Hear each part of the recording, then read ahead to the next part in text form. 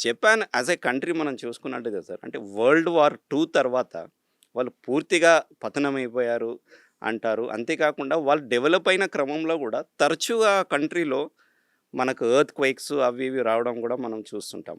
అయినా గూడా ఆ కంట్రీ పటిష్టంగా వాళ్ళ సిటిజన్స్ యొక్క వెల్‌ఫేర్‌ని ఎలా ప్లాన్ జేసుకోగలిగింది?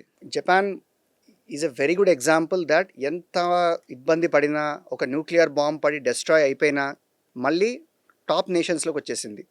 దీనికి వాళ్ళ మైండ్ సెట్. ఇప్పుడు మీరు జపనీస్ ప్రావర్బ్స్ వింటూ ఉంటారు. చాలా ఫేమస్ ప్రావర్బ్స్ అవి ఈ మధ్య అందరూ ఫాలో అవుతున్నారు. దాంట్లో మొట్టమొదటిది ఇకిగాయ్ అంటారు దాన్ని. ఇకిగాయ్ అంటే పర్పస్. ఎందుకు చేస్తున్నాం, ఎందుకు ఉన్నాం అనే పర్పస్ని వాళ్ళు డిఫైన్ చేసుకుంటారు. అండ్ సెకండ్ వాళ్ళ డయట్. ఇందాక మనం చెప్పినట్లు it is mostly with fish fish. And fermented foods బాగా తీసుకుంటారు. సోయా సాస్ కానివ్వండి, వాళ్ళ సాసెస్ అన్నీ ఫర్మెంటెడ్ ఫుడ్స్ ఉంటాయి.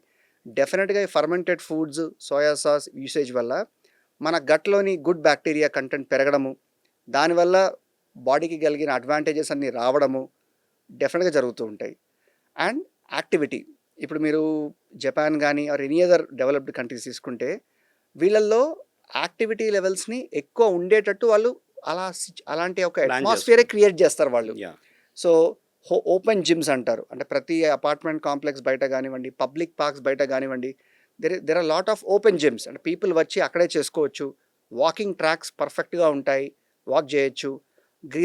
Green belts or parks well maintain చేస్తారు and very close to the communities. So ఇదంతా ప్లానింగ్తోనే వస్తుంది.